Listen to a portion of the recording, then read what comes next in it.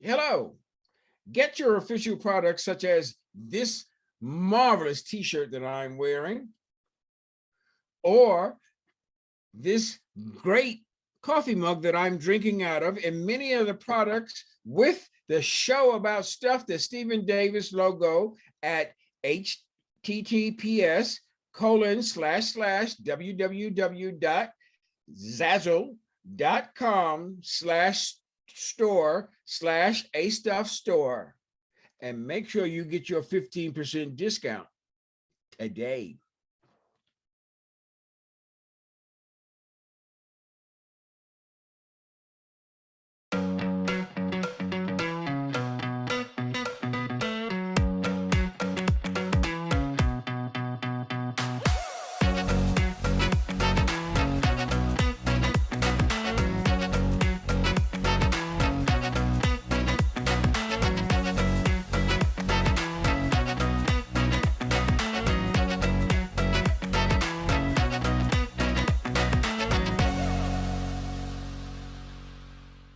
Welcome to a podcast show about stuff. It's the show about stuff, the Stephen Davis Show. Here's your host, Stephen Davis. Hey, how are you this week? Welcome to the show about stuff, the Stephen Davis Show. This week I have two great entrepreneur creators. First, David Lee, president of KD Knit Corporation and the creator of Vegetable Cashmere, and a former dancer with the Oakland Ballet Company. My other guest is Lincoln Berry III. As president and founder of Grab Vision Group, Lincoln oversees the development and the capitalization of emerging technology. He invented and patented interactive advertising and marketing system. Welcome to both of you. Thank you for having me, Stephen. It's a pleasure and an honor, sir. And David, how you been? Thank you, Stephen. It's great to see you again, and it's a pleasure to be on this conversation. And also a pleasure to meet Lincoln. Okay. One of the wonderful things about doing broadcasts like this is that I get to introduce people together and they become friends. And that's wonderful. That's what this is all about. Yeah, likewise. Okay, I'm going to first start off with you, David, and I'm going to let you go through your childhood. Where were you born at and your family? I was born in Tulsa, Oklahoma in 1954. My family are generational Oklahomans. When my father died, we went to the cemetery, and over the trellis it had since 1872. And that was our family cemetery. So we've been there for a while. I spent my childhood mostly in Tulsa. I would spend my summers at my mother's parents, my grandparents, whom are also Anita Hill is her parents. So she's my aunt. My mother is the oldest. She's the youngest. And she actually used to babysit us when we were kids. Even though we were the same age. But I left Oklahoma around age 17 and came to Howard University, and left Howard after about a year, transferred to University of Wisconsin. Wasn't really happy with the weather there. The day I left, it was about 35 below zero. I spent a little time in Europe, traveling around, and went to school there for a while. And I came back and finished at American University. During this period, I started dancing when I was in high school. I was in a musical that we had put together, and we had dancing. And I thought maybe I should take some dancing lessons. And it actually turned out to be an awesome thing. It was the right thing for me to do. I kept at it. I studied ballet, and the thing about it is that it helped. It was one of the things that helped put me through college. I could always find a job dancing as I was in college because people needed, the little dance companies always needed a trained male dancer, which were few and in short supply. This wasn't for Chippendales. Now, if I would have paid the bills, I would have, whatever it took. Right, yeah. Now tell me, David, I want to know, the fact that you're from Tulsa, and Tulsa has been getting a lot of press lately in terms of what happened Sure. in 1921.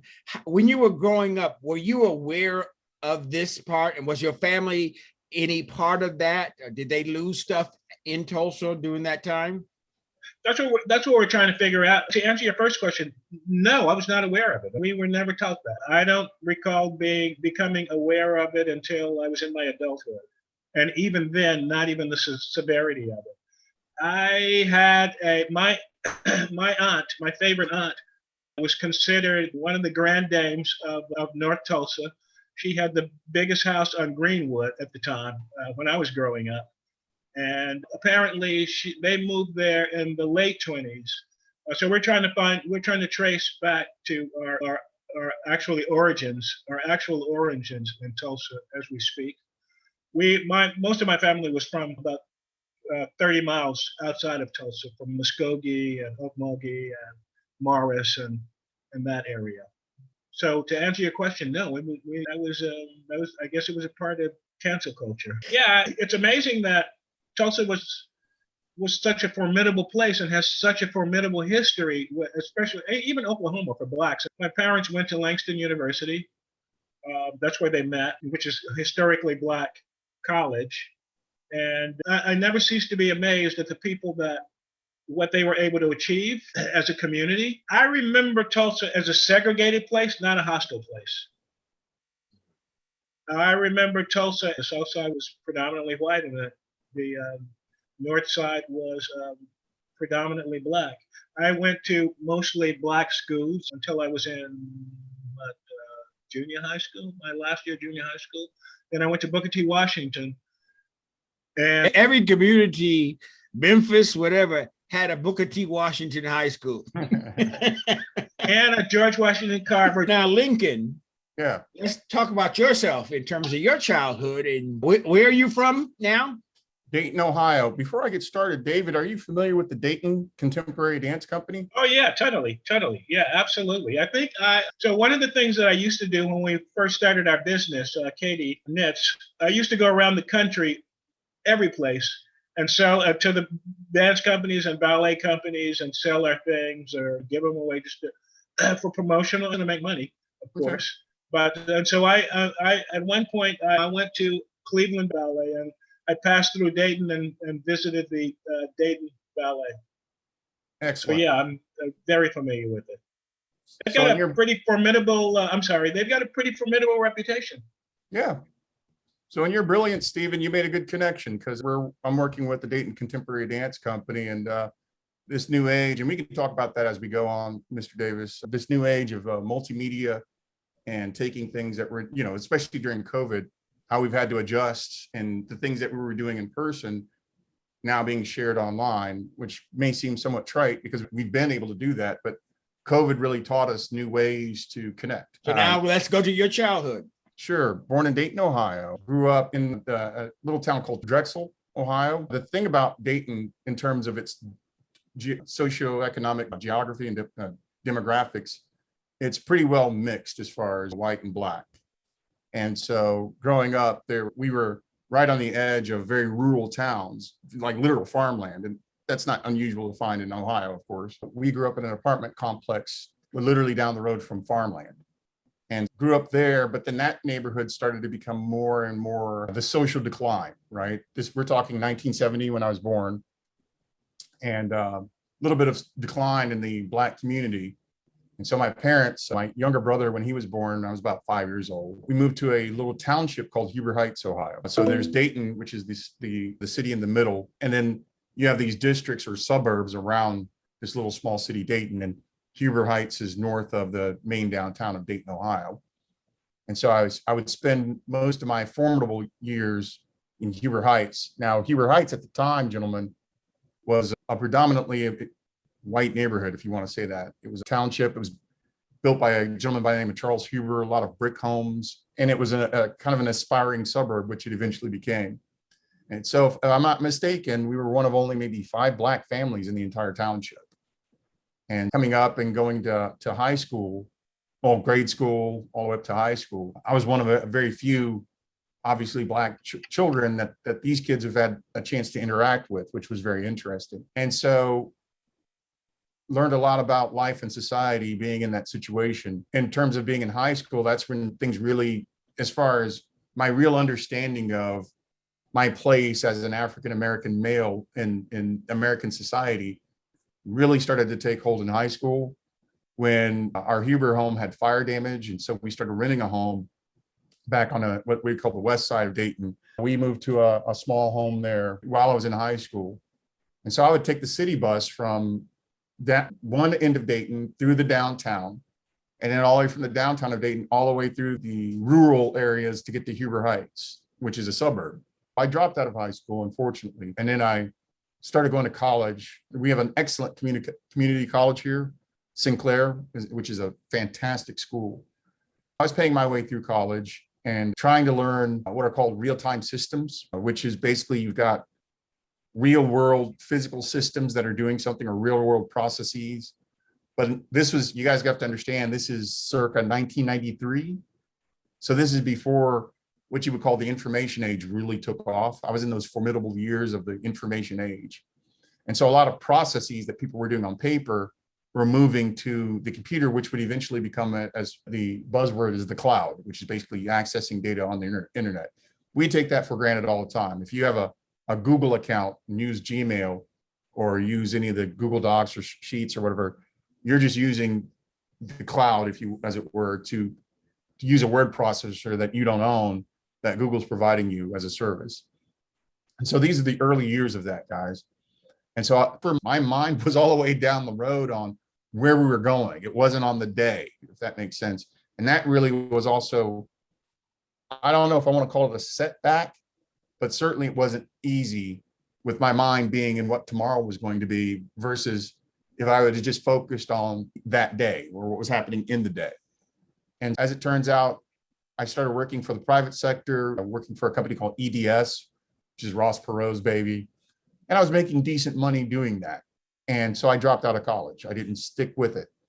And here I am helping small businesses move their operations from paperwork and paper brochures to online brochures where people can go online and look you up. And that was the thing at the end of the day. Do you have a website? Do you have a website? It's still that way today, but this is pre-internet superhighway. This is pre-broadband, okay? So that's what I'm doing as a living, is going and helping businesses migrate to the information age.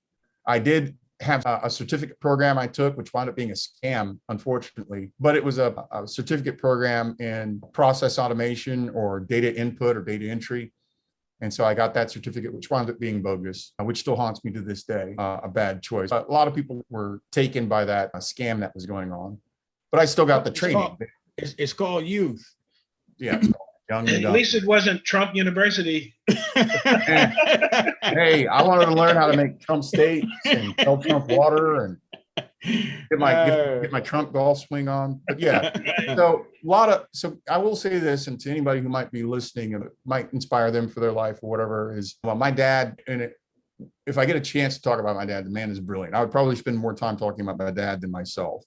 Well, what I said to childhood, that's what we're supposed to include your parents. Yeah. So talk about your father. Well, for one, he would write journals in what's called machine language, which is the language that computers use to do their job, to process information. And he would write notes in machine language because he was always, he was a musician by trade. And one of his things were electronic keyboards and having electronic keyboards interface with one another in digital equipment. So he's always writing in machine code to get the devices to talk to one another. And did he play with some of the famous people that came out of Dayton? Yeah, we'll get to that. My dad had given me some unsolicited advice. Two things: son, you got to have your sheepskin, which is your degree. If you're going to be taken serious by the white man, and mind you, my dad was not militant. He was just a pragmatist. He was saying, son, if you want to get by in this white man world, you're going to need a sheepskin. You're going to need your degree. That's one. And then two, if you're going to get the same spoils as a white person, no disrespect to anyone. This is just a man who grew up, whose uncle saw runaway slaves being tortured. So he had a unique perspective on this. You can't blame him for saying, in the white man's world from a pragmatic sense. And he also said you have to work 8 times as hard as the white man to enjoy the same spoils. My young brain didn't know how to process any of that. But in dropping out of college and high school, I learned exactly that. I learned the hard way. I was in the grind. I learned just how hard. My dad said, I would say it's probably more like 10 times as hard based on my dad's estimate. And so those are big regrets for me. I know you shouldn't regret in life, but I really should have stayed in school, really should have seen it through. I feel a lot of my life has burned away, been an uphill battle of Sisyphus because I didn't do it as my dad said, and that was good. It's credibility. If you get the degree, you have credibility. And I didn't understand that at the time. And so it just made my struggle that much more difficult. So if you're one of those people listening or have a chance to tune in and you're torn or divided, I'm here to say as a living witness, you don't have to go to a traditional school. You don't have to do traditional college, but be prepared to work your ass off. It is going to make your life extraordinarily. And if you feel you're up to it, fine. If I had to do it all over again, I would probably have stayed in school. So, David, talk to me about your first, when you got out of college, what was your first job? My first job was when I was about 5 years old. So I always worked. And I would like to add, my father always told me, people don't care what color you are, they just care what's in your heart. And being in Oklahoma, segregated Tulsa, I looked at him like, you're out of your mind. But I get it. And I don't think he totally believed that, but that's what he wanted me to believe. And so it colored my perspective in terms of what I thought was my world and my territory. I had no compunction about going any place or doing anything. It helped me not to hold back from anything. I don't remember a period when I never worked. I never really wanted to be, planned to be a professional dancer. It just was something that I liked doing, and I could get work because I was a trained male. Tell me this, your first performance, how did you feel? What was going through your mind when you got on that stage and all those people were looking at you, waiting for you to do something? Wow, that's that. I never really thought about that. That kind of takes you back. I don't remember, but I can imagine. I think the thing about it is that the intensity of you rehearse and train for so long, and then you're on stage, and it's a pretty intense moment because there it is, and there the people are, and you got to remember this choreography and this music, and you have to execute whatever it is that you're supposed to be executing within a certain amount of time in front of, all of a sudden, an audience on stage in costume, in makeup, with lights. My experience is really, you don't have time to think about anything else. You're so caught up in that moment. But I do recall that there's a huge amount from that exhilaration when it's all over. I think it's a huge letdown. You're feeling it's a kind of a letdown when it's finished, because you may rehearse something for 3, 4, 5, 6 months, and there it is. You perform it in 30 minutes, and all of a sudden, that part of it is over. Exhilaration, I would say, pure exhilaration, and caught up in the moment, and that moment being the only thing that's on this earth, in your world at that time. How was it being part of a ballet company? I loved being part of a company. I love that just the being around dancers are some of the most fun people in the world. I love traveling and touring and being on stage and performing. But I went to college and I had a lot of other things going on. So some of these people, they ate, slept, and drank dance. And at the moment probably they came out of the womb, that's what they wanted to be. That was their destiny. I wasn't necessarily that person, and I knew it, and I respected them for their abilities and what they could do. But I also knew that was in my total world. So what made you make the decision to move from dancing to business? Because that's a hell of a leap. Another thing that my father always told me that went in one ear and out the other was, he said, you got to have your own business. I didn't plan to have my own business, but those things, like Lincoln said, they stick with you. And it was probably in my subconscious. Well, but what happened was I was dancing with the Oakland Ballet. and I met my ex-partner, Trisha Kay. She was the ballet mistress. She invited me to her house for Thanksgiving dinner. I lived in San Francisco and she lived down the coast in Palo Alto. So she had to go through San Francisco in order to get to Palo Alto. So she would drop me off and we became really good friends. During dinner, we were waiting for things to get ready. And she said, do you mind if I, continue some work that I'm doing? I'm doing some knitting. We went into this room. She had a little card table with 2 hand flat knitting machines set up. And she said, I want to finish making these leg warmers. And I said, okay. And so I sat opposite her at the other machine that was on the other side of the table. And I said, I may as well learn to do what you're doing. And really, literally, that was the start of KD. From a card table with 2 knitting machines. We eventually became an item. We moved in together. We started, we set up a little factory in our living room in Oakland. We moved to Oakland. We set up a little factory in our living room in Oakland. And since I had a little more time in my hand between rehearsals and stuff, she was always teaching. I was responsible for our production, if you could call it that. I wasn't really a knitter. I mean, I could do it, but she was the real deal. So what would happen is that since I was doing our production, I didn't know how to fix my mistakes. So if I had a mistake, production would stop. I would have to wait for her to come home to fix my mistake. So I actually taught myself to knit perfectly. Otherwise, production would stop. That was actually the real transition. I can't say that it wasn't something that was always in the back of my head or something that I was working towards, but I majored in communications in college. That was the real, I would say, transition to really starting a business. Now, what was some of the things that happened during that particular time, and how did you make the transition to becoming the entrepreneur that you are? I have an interesting take on entrepreneurship. I think that, and this may seem counterintuitive, but I think entrepreneurs are like the best workers.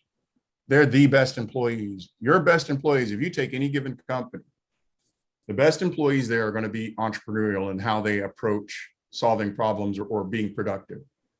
And what happens is that the people who do break off and become entrepreneurs are the ones who are simply disgruntled with the fact that they're limited by corporate standards or standards that, of being an employee. They don't have the wings to what their skills, talent, whatever God gave them. They're not able to exercise that in the most optimal way when they're working for someone. Entrepreneurs, by definition, are willing to take extraordinary risks and doing things that a lot of times other people wouldn't take. I would think your quintessential entrepreneur is willing to operate by the skin of their teeth, not knowing what tomorrow's going to bring. And maybe that's something for them that has a sort of a psychological effect. It's a high that they get, a thrill that they get, some endorphins firing from being able to mitigate risk.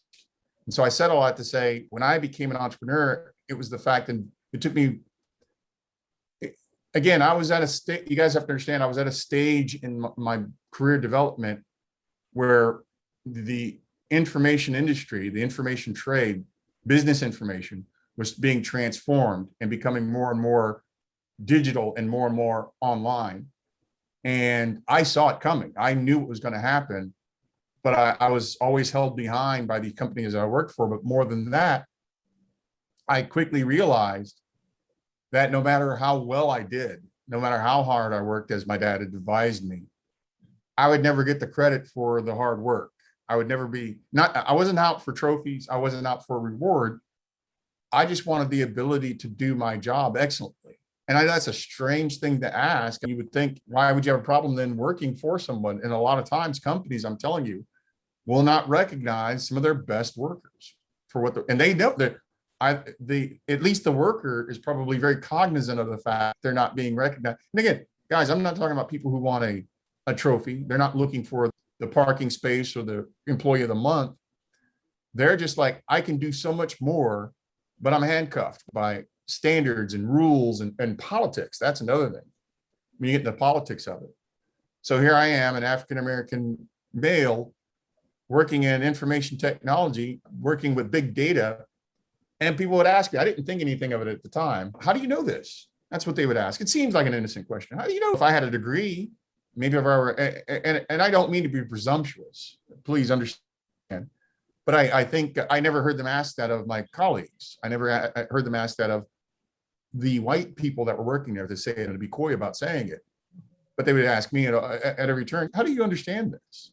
So why, if I'm able to do it, why question? Maybe you could ask out of astonishment, how did you know how to do that? But really, what are you really asking? I am solving problems for these businesses at times, even telling them, hey, this is not the most optimal way to do this. And instead of appreciating it, it was met with, well, what are you trying to prove? Why are you doing this? Or how do you know these things? And then on top of all of that, and I can't stress how there's a common vernacular that if you're book smart, you're street dumb. And I get that a lot from folks. I could see how that played into when I was young. I didn't really think about the politics of corporate politics. I would just operate and try to do my best and be excellent. But that read of what people were thinking around me, how they felt about me, hindsight's 2020. But at the time, I didn't think any better of people feeling I was a threat. I knew they felt I was a threat. I could tell they didn't have to say it in their body language and the things that they said. And I'm thinking to myself, why would I be a threat to you? Why would it be a problem for me to perform in excellence and you have a title above me and you and I both know my skills surpass yours, but I'm not concerned about it. But they can't trust that. They can't trust the fact that I'm dumb enough not to want to be promoted above them. I really couldn't care about the corporate ladder at all whatsoever. I just wanted to earn a living and do a great job. And so, Stephen, after a while of being in those hostile environments, those toxic environments, I said, why don't I just do what I'm doing for them for myself? Why can't I just take these skills? And I know other businesses that could use my talents. So that's how I became an entrepreneur. That's how I got into the field at a very early age too. We're talking early 20s. And here I'm making phone calls to companies and businesses. Guys, and not to sound immodest or brag, but I didn't need fancy presentations or business cards. A lot of my business was word of mouth. I would get word of mouth business because I helped somebody and then they'd have a friend. Hey, I know a guy that owns a tool and die shop down in such and such a street. Go talk to him. He needs a website. And then they're like, well, I know a guy who runs an expedite company. He could probably use your help. And so I was just passed around just for my reputation alone, from taking that excellence I was giving away to corporations to doing it for myself. I guess to round out this story is that what I didn't have was this aspect of what's called enterprise, like a young Steve Jobs or a young Bill Gates. Those guys, hats off to them, they had a real sense of enterprise. They had a real sense of putting lightning in a bottle. They had a real good sense of, if this works here, package it and then migrate it and duplicate it. I had zero sense of that. So here I was building big data solutions for companies in the cloud. And again, mid 90s, mid 1990s, before the dot-com crash, the big dot-com bubble and all that stuff. And here I'm building comprehensive websites where people can communicate and operate together and work together and exchange information and so on and so forth. But I didn't think, guys, to slap a label on it and call it Windows or call it Apple. It would be a one-off, paying my check, and I'd go home and spend it. And so that lack of enterprise was just something I didn't really factor into my development as an entrepreneur. So that's really what it was, Mr. Davis, is that not being appreciated by corporate America and having the freedom here's what's interesting. I didn't necessarily struggle as an entrepreneur. I didn't know what tomorrow would bring. I'm not going to say it was easy in terms of the actual work I had to do, but I would hardly say it was a struggle. It was something I looked forward to. I appreciated the challenge. So it wasn't, to me, I wasn't destitute. I wasn't concerned where my next meal was going to come from. Not at any time. And again, these are my early 20s in the dawning information age. It wasn't a struggle. David, you now have your company up and going in the living room, and you are perfecting your production line by being perfect. How did you, I know there's a story along the way, but how did you get from Oakland, California, all the way 3,000 miles away to Bronx, New York? Actually, I'm in New Jersey at the moment. No, I know you're in New Jersey. But we're getting ready to move back to the Bronx. When I moved to California, I really always knew that I wasn't going to stay on the West Coast. I was going to move back to New York. And I decided at that moment, and Tricia and I, we packed up our car and put our little knitting machines and whatever production we had, and sold all of everything there and our cat, and we drove across the country. And along the way, we we did a lot of zigzags. We stopped at all the little dance stores that were in our path, and we showed our things and took orders, and not knowing how we were going to produce them when we got to New York. And we arrived in New York, and it was actually an extraordinary trip. We took a month off, drive across the country, we went to Salt Lake City, and crisscross up to Minneapolis and down to New Orleans and across to Atlanta and up through to Washington, D.C., and finally arrived in New York. And I actually remember when we drove across the George Washington Bridge coming into New York. It was exciting, but it was scary because we had no idea what we were going to do. We set up a little workshop down on 15th Street between 1st and 2nd. I remember, I don't know if you remember the Village Voice. Of course Yep. you do. Yeah, so I was looking for a place, and I looked at an ad. It said, workspace is available. And it turned out to be a little, maybe about 15 by 15, maybe a little bit bigger than that. I don't remember. It was in the bottom of a building. You through one of those little alleyways. You walk down, you walk this Yes, little I know alleyway. those. We were at the end of the walkway, and that's where we set up. It had dirt floors at the time. I spent the rest of the summer bought plywood, built floors, built walls, put in a bathroom. I remember I was putting the bathroom in, and it was supposed to be a workspace, but we had decided, okay, we're going to stay here too.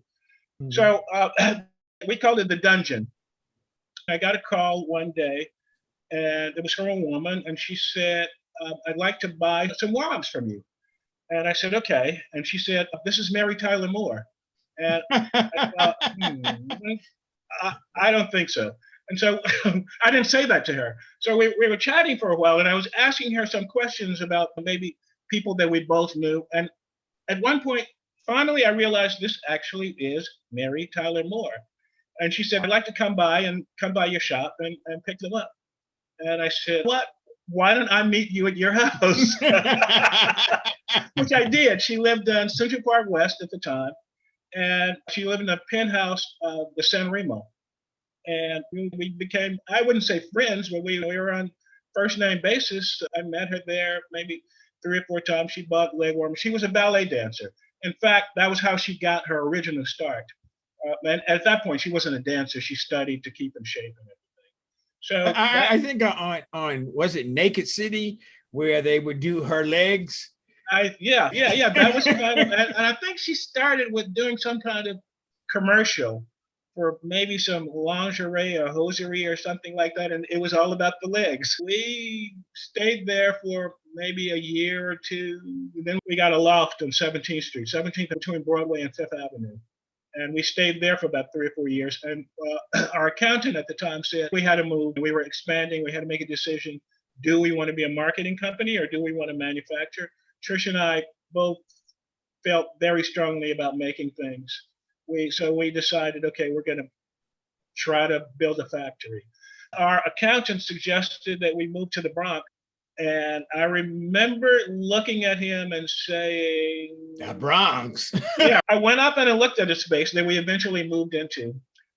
And I also felt that at the time, it was actually the best move we could have made. That was pretty much the only move. And especially the Bronx, because the Bronx was a lot, even though it had its own problems, the Bronx felt a lot less territorial than Brooklyn.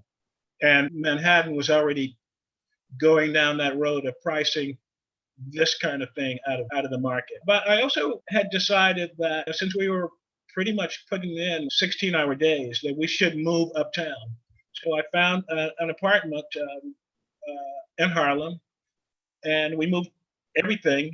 I think we moved it probably in a couple of days. And I remember waking up after the move, it was a whirlwind. We moved everything at the same time.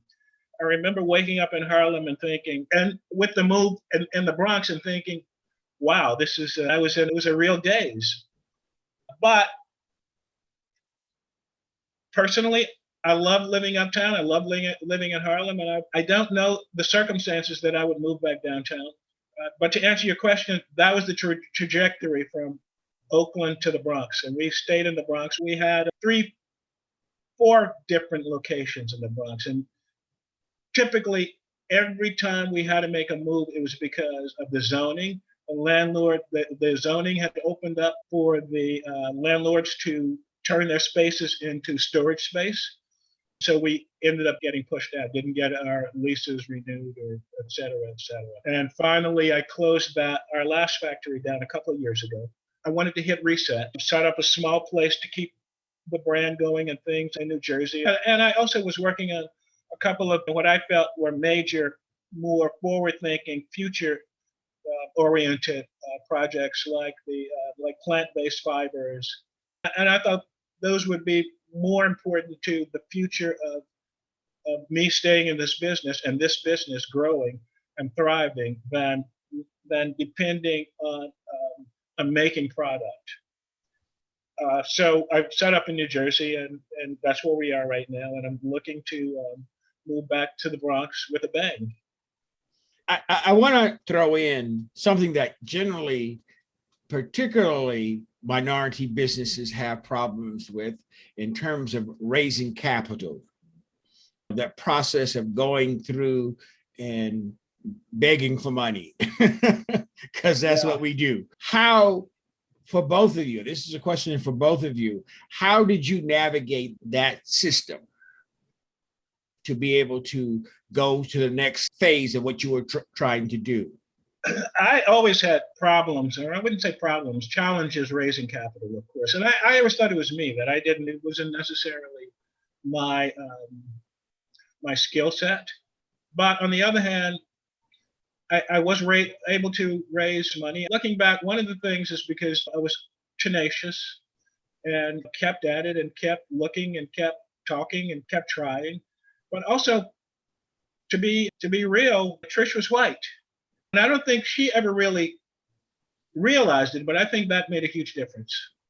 I know it made a huge difference. And also, we had friends that respected that, black and white, they respected that. And I think even raising money from black people, I had good friends they weren't well off, but they had decent money. And I think that helped influence their decision. So I think that made it a little bit easier. I had no issues with that because it was what it was. But I think that helped. But as far as the financial community is concerned, and raising big money and raising the kind of capital that I needed to grow, that was a challenge. That is a challenge. To this day, to this moment, it's a challenge. And I'm not sure how we get around it. I think there possibly is more money and more opportunities to raise capital nowadays. I think there's a lot more opportunities for Blacks to raise money now than there was then, but I still think it's incredibly difficult. Then I think it was almost impossible to Lincoln? Raise money outside of your community. Lincoln, how was your experience? I echo David's sentiment in the fact that it's still an ongoing challenge. It really still is. As a craftsman entrepreneur, my craft, for example, is a little different insofar as I don't build the physical artifice. I don't have a physical thing, which will probably make things a lot more practical and easier. I'm dealing in digits and bits and software and whatnot. And as a craftsman in that space, it's a trite sort of misnomer that the product sells itself. Everybody would assume that if you have a quality enough product, it would, quote, sell itself and you would be making money. And you see enough of that on Shark Tank, right? Where they say, well, do people like your product? Are people buying your product? I'm not going to invest if people don't like it. You don't have any, there's no taste test, as it were. There's no proof that the end user or your buyer will buy it. Pursuant to that is that that's one of the things I talked about, a school called Sinclair Community College here in Dayton, Ohio. Again, an excellent, fantastic school by any measure. And they were very progressive. And one of the classes they actually had was, for a college, they had a class for entrepreneurs, believe it or not. And I took that class, and part of the subject matter was raising funds.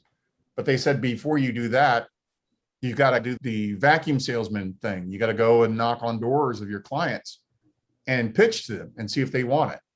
And before you go start asking people for money, because money is very expensive. That's the whole thing. If you're going to raise money, cash is expensive. I know that sounds somewhat obvious, but if you think in terms of context of what you can get to help or resources you need for your business, people coming off of money to give you for your business is a little different prospect from them going and buying a cantaloupe from the grocery store, right? It's a little different. They're going to test the firmness of the cantaloupe and, you know, sniff it and see if the skin is good and if it's near ripeness and whatnot. They're going to do a different sort of due diligence for your small business or for your enterprise that you're trying to build. And they're going to kick your tires. They're going to check. They're going to want to see your books. They're going to want to know who's on the team. And so I had that a weird dichotomy whereby, and I'll wear this, stubborn enough to believe that I could build a solution, because people do it all the time. Snapchat is a software that is on people's mobile devices, a mobile app. Boils down to two guys sitting on a beach in California, right? Just writing code and doing something novel that people thought was really neat and took right off. Google just happened to be two guys, two friends who saw a problem and solved that problem, and now they're Google. We take that for granted. And so those stories exist in my space in terms of, no pun intended, in my industry, as far as software and software design and whatnot, that you come across a very nominal solution that software can do for big businesses, and then you just take off. And so it's almost when you go to raise funds, are you guys trying not to give me money? You're going to ask me questions. If it was so good, why aren't any of these Fortune 500 companies using it? And you think, okay, well, if the Fortune 500 were using my software, I wouldn't come to you for money. And so I had become very recalcitrant in trying to raise funds from private investors, or as they say anymore, vulture capitalists. Or I think this is, to David's point, I'll retcon that to 2008, maybe 2007, 2008, and 2010s, maybe. It's maybe not so bad now, but for a while around the housing bubble that burst, people were not very inclined to give out money. They were not very inclined to invest. There was a lot of weariness. And so my timing was just bad for that. I will say this, my struggles in raising funds, again, I wear it, trying to build my craft. So the catch-22 of trying to build the craft to get the customer, and then also trying to use that effort to raise funds, my time was not best spent.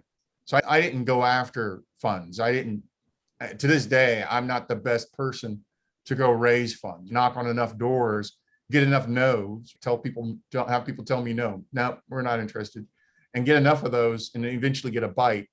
So I'll be honest and say I don't have the stamina for it. What I've tried to do anymore is try to bring on board, so figuring out and being humble enough to say, I don't have to wear all the hats. And that maybe, even though I am the chief technical person who understands how to build the technology, I understood, and I have understood, gentlemen, for better part of a decade, I'm not maybe the best face to sell it. That there are people out there who you might get a former executive from a large corporation, a major corporation in your space, to come on board, which I think we have in our case. We finally found a unicorn, somebody who used to work in an area of our industry, who has the expertise and the backgrounds that when we go to knock on doors and raise funds, they'll look at his resume and say, oh, that makes sense. We believe this guy, but no one's going to believe Link, my nappy-headed self. They're going to ask me the same questions I was asking corporate America. Well, how did you do this? How did you come up with this? What makes you qualified? You don't have a degree. You don't have customers. So I am going to get the questions. I'm going to get the hard questions. But somebody that fits the part that they want to see, somebody that they want to, the way they want to see them, the person they want to interface with, that's what I would do if I was smart, is put somebody like him up front to raise funds. But it has not been easy. Our funds, that some of the things that kept us afloat and we were able to do our best in terms of having some semblance of solvency as a company, came from friends and family. And mainly from other entrepreneurs. And I'll go ahead and say, not be shy and say other African-American entrepreneurs, Black-owned businesses that had empathy for what we were going through. They understood it. They knew how hard it was to struggle to raise money. They happened to be independently successful in their own regard and said, look, we're going to help you guys out. We believe in you guys. We know what you're going through. And we've done well enough where we can take the risk and we will wrap our arms around you and help you with that monetary risk. And so that's where a lot of the cavalry came from in terms of raising funds from other Black businesses that understood the risk. I will say this, in terms of your typical investor, your corporate investor, or your usual suspects when it comes to venture capitalists and venture capitalist firms, they're missing out on a lot because they lack that empathy. They lack that ability to see how hard somebody will work with the little crumbs you're going to toss at them. They don't have that perspective. So they're going to miss, and they probably have. I guarantee you, gentlemen, there are multi-billion-dollar corporate companies in the making that aren't going to be found by your typical investor because they're looking for the wrong ingredients. They're looking for the wrong faces. They're looking for the wrong people. They don't have that empathy. And so I think the irony will happen when you get the sort of people that wrap their arms around us and helped us along the way that had that empathy. They're going to strike gold one day. They're going to strike oil one day. And you're going to see a Google-sized company come from some brothers that owned a barbershop, right? And they just got together and helped this other brother out. And then the next thing you know, they become a Google-sized company. Now, you already see hints of that and the fact that there are several people who earned a living being rappers of all things, going out and rapping, being MCs. And they became independently wealthy and took risks. And so you've got your 50 cents who put early money behind vitamin water. You've got your Sean Combs, otherwise known as Jay-Z, who had enough liquidity to purchase a company called Tidal or purchase into that company, which would later be picked up by Apple. Okay, but let me correct you right there, because Sean Combs wasn't Jay-Z. Sean Combs is Diddy, wasn't he? Diddy, my bad. Thank you. Sean Combs, my bad. Sean Carter, my bad, who became Jay-Z. That being said, that you'll see those sorts of things happening. And so one of these days, someone within the African American community is just going to strike gold. I mean, look at the Tyler Perry Studios. Look at the Byron Allen. These things are going to happen more and more often because we're going to have a good empathy, a good ear for what's going on in the struggle, and we're going to find that diamond in the rough one day. Let me close the loop here. Yeah, go ahead. You all have, like you, David, you have a knitting company that have tangible goods, but you also have invented or created some things. Talk about the things that you created and the necessity in terms of being able to get capital to move that forward. One of the things that I've been working on for a number of years, and one of the reasons why I wanted to hit reset is because I thought this was most important, especially now in with the way things are trending now. One of the things that have been working on was a plant-based alternative to animal fiber cashmere called vegetable cashmere, and a whole movement behind plant-based fibers. Now you have the patent for it. I have the trademark. I'm working. I have patents filed. I have patents on other things that I'm doing. I invented a knitted yoga mat made from rubber, and it has quite a few industrial applications. And I have a patent on that. And that's what I wanted to do, is switch the majority of my time and thinking and effort into developing these kind of products, because I thought they would be more important, and developing the intellectual property that we owned and had, the trademarks, the patent, the innovations. Because one, that's the way the world is going now. I could see that trend years ago. And now we're getting there. We're not totally there, but it became a real passion to see this, especially with the vegetable cashmere, because it's not just about a plant-based alternative to animal fiber. It's about the environment. It's about sustainability. It's about health. It's about all of those things. And really, it's a synthesis of everything that I've been doing, and doing this from the knit side. And it's still about the product, but it's also about the fiber, and we're taking it all the way back. In this case, in the case of vegetable cashmere, which is basically a soy-based fiber, taking it all the way back to the plant and traceability, and taking it all the way through all of those steps, and finally arriving with a product that's woven or knit or whatever, that's made from this fiber that has total traceability. It's plant-based, so there's a lot of sustainable processes that we are doing, and it's contributing to a better environment.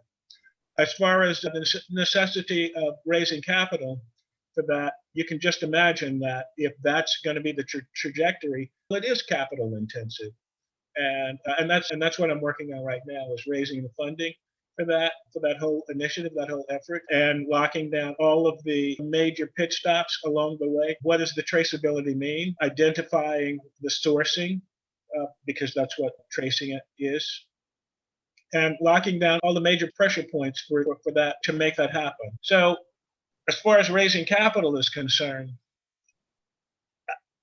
that's what I'm working on. And I do feel a different in this effort and for this project than I would have probably 20 years ago in terms of the availability of capital to people and minds like ours. But I expect it to be a challenge. And I think I don't care who you are, it's going to be a challenge unless you just happen to be one of those people that everything got dropped into your lap, which I've never met that person. But I think it's part of the journey, it's part of the process. And if it's going to be successful, that's what I have to do. Lincoln, you invented and patented the interactive advertising and marketing system. Explain to the audience what that is, and are you still pursuing that particular part of your business? That's an interesting question. So yes. So what it is this, there have been companies trying to figure out how to, with television. So when I say television, something like that, just a TV, it's in your living room or your bedroom or whatnot, how to make it to where you can actually just buy what you on television. Now, people say, that's QVC or isn't that a home shopping network? No, literally you point at it, you buy it. You somehow, there's some way that they understand what the products are that you're watching. And you say, I like that shirt this guy's wearing. I want to know more about the shirt. I want to be able to buy it. And there are patents out there around this. This is not a new, other people had solutions. In fact, some of them are already deployed in the market to do exactly that, be able to give you merchandise based on what you were seeing on television. And so we were able to get a patent around that uniqueness. And I don't want to get into semantics of what makes our patent so unique, but suffice it to say, YouTube was in that space. Some of the people behind YouTube their names appeared as people that we had to overcome in getting our patent, because the patent clerk would say something like, tell me how this differs from YouTube, because on YouTube, I can make a hotspot, an interactive hotspot on the video, and then somebody could click that hotspot, which translates to a web link to a store. So now I've got the ability to click on a shirt on a YouTube video and go buy it on this website. And you say, yeah, but can you click anywhere on the screen? Even if there were no hotspots on the screen, can you still click? And then can you do that? Does that clicking action have to happen within the video, or can it be a separate process? And now you get into the minutiae and the weeds of where our patent stands out above folks building YouTube for Google. And so, yes, our technology purports to be able to allow people to buy exactly what they see on television. We have a unique way of doing that. And we call it Grab TV, by the way, if you want to look it up. We don't have a lot in the way of website or Facebook or social media. And again, that goes back to the challenge of who's your customer. We know, we have an idea of what the supply chain looks like for interactive shopping through television. When we talk to investors or potential partners, they start imagining things and they come up with this little, there's a meme where a lady's thinking and there's all these equations floating around her head. And you could see them going into the weeds and getting stuck and thinking all these. You say, no, we figured out a very easy way to do that. We figured out the E equals MC squared of this space. That's what we needed in terms of Einstein to understand the relationship between mass and energy. We found it being a very simple equation that fit in the E equal MC squared. And that's what we've done with interactive shopping through television with our patent. And I ask this based on your question, Stephen, is in America, when we talk about America being a land of opportunity, right? There's some notes, there's some provisos, there's some fine print. Yes, America is the land of opportunity, but you have to know people who have opportunity to get the opportunity. You got, in terms of getting our patent, that was expensive. It was extraordinarily expensive. It was almost, and I'll use the word unfair. So I got this idea. I invent a new way to allow people to shop through their television, and it's costing me tens of thousands of dollars. Where am I going to get that money if I'm just a guy in my garage? And so it's prohibitive almost. It almost seems prohibitive, the process. David, I don't know your personal experience with how cost prohibitive it was to get your patents. And by the way, kudos to you for that. I would stress to anyone listening to this how extraordinary it is, especially for, I'll say, and don't mean to be modest, but for African Americans to have patents. That's a big thing for African Americans in our community. It really is, for us to be able to have those things. So hats off to you, David, for having patents. I'm really impressed and congratulate you for that. So now what's the message here, America? Is it more important for me to look the part than to actually be the part? Which is it, America? I'm telling you, there's, I would say, trillions of dollars worth of worth in the Black community and innovation, and people like David. I'll say modestly myself, but there are people out there who have these profound ideas. We just quote look the part. We don't have the ingredients that they're looking for. Well, then what are you looking for?